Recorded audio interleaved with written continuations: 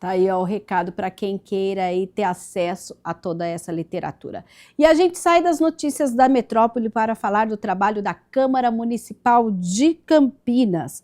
E ela tem uma das comissões da casa, das mais de 20, já realizou uma primeira reunião. É a Comissão de Constituição e Legalidade, que analisou 19 projetos que tramitam aqui no Legislativo.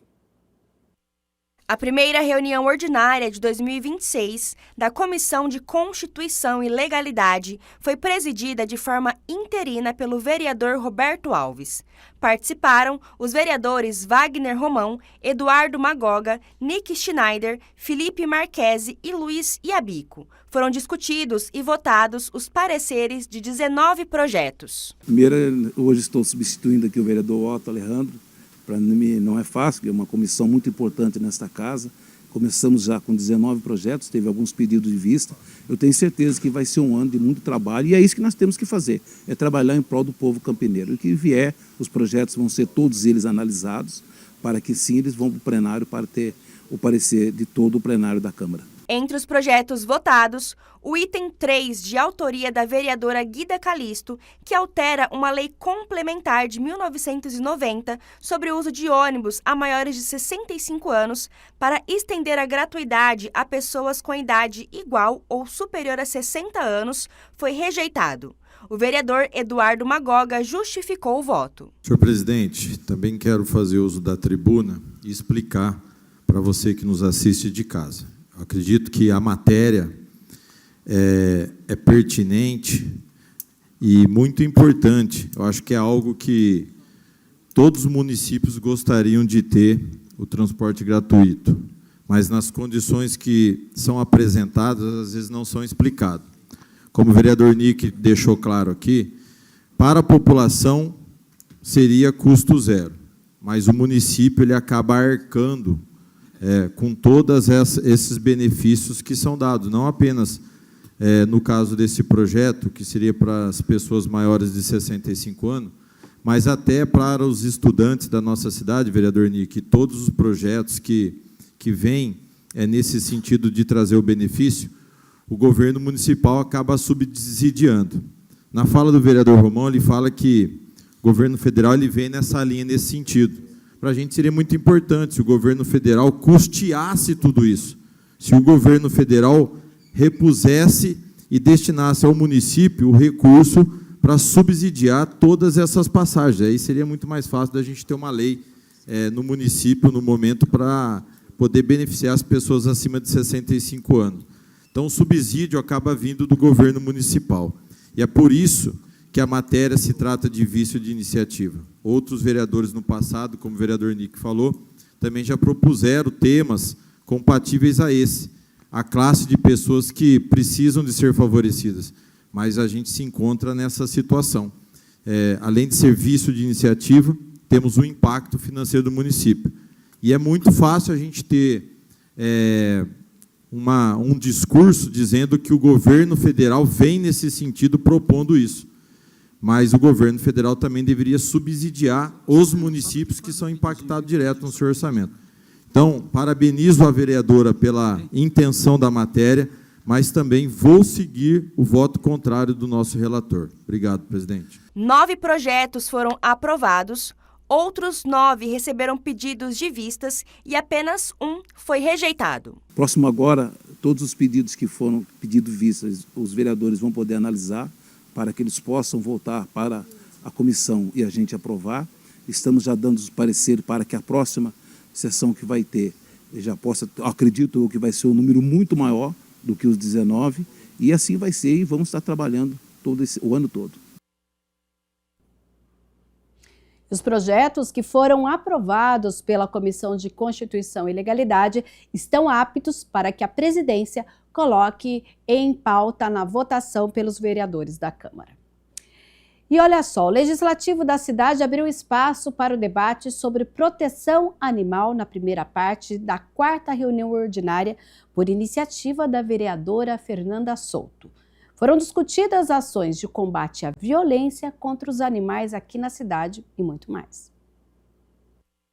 Por iniciativa da vereadora Fernanda Souto, a primeira parte da 4ª reunião ordinária da Câmara Municipal de Campinas foi dedicada ao debate sobre ações de enfrentamento à violência contra os animais. O caso do cachorrinho orelha em Florianópolis, que é um cachorrinho comunitário que foi assassinado de forma brutal, trouxe uma onda de mobilização em todo o Brasil contra a impunidade para quem comete os crimes de maus tratos, mas também expôs um problema estrutural que nós estamos vivendo, porque o caso do cão-orelha não é um caso isolado, é uma coisa que a gente tem denunciado, que muitos casos como esse acontecem todos os dias e não chegam ao nosso conhecimento.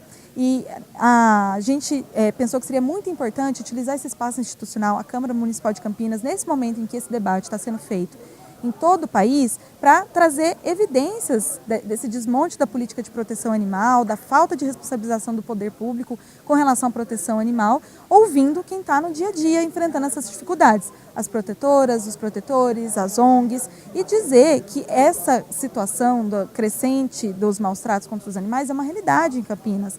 O encontro reuniu autoridades, protetores e representantes da sociedade civil em um momento de debate e mobilização pela ampliação de políticas públicas eficazes para a proteção animal no município.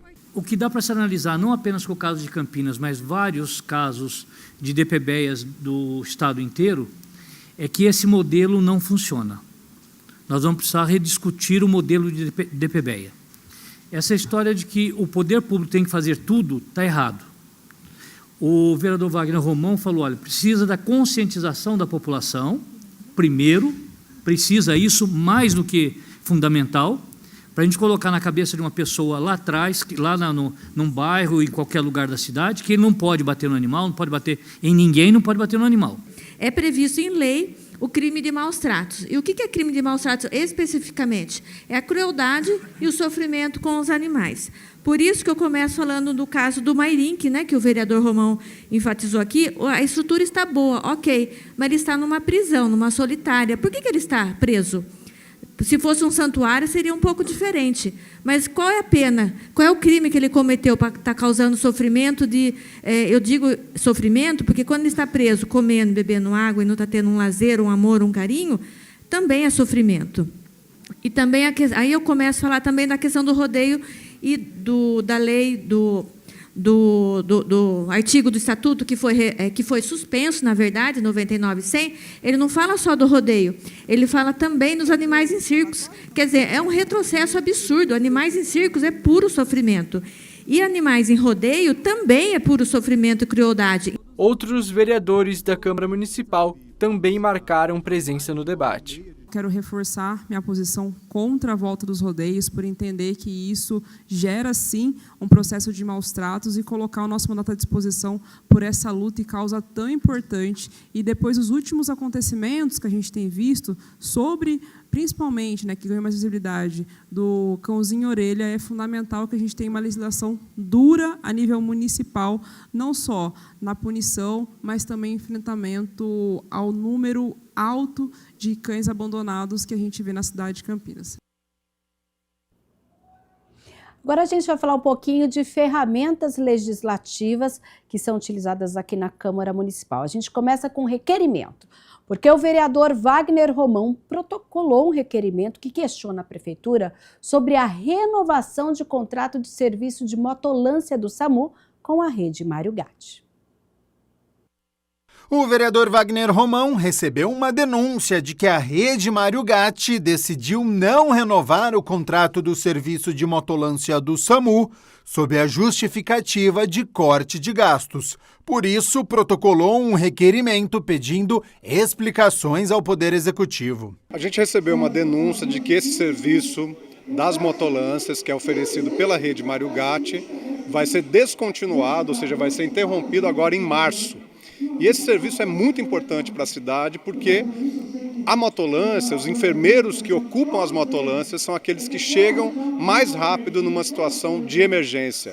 Furam o congestionamento, podem chegar mais rápido, trabalham com acidentes de trânsito, trabalham com paradas cardiorrespiratórias e é muito importante nas questões de saúde, desse tipo de tratamento, que o socorro venha o mais rápido possível.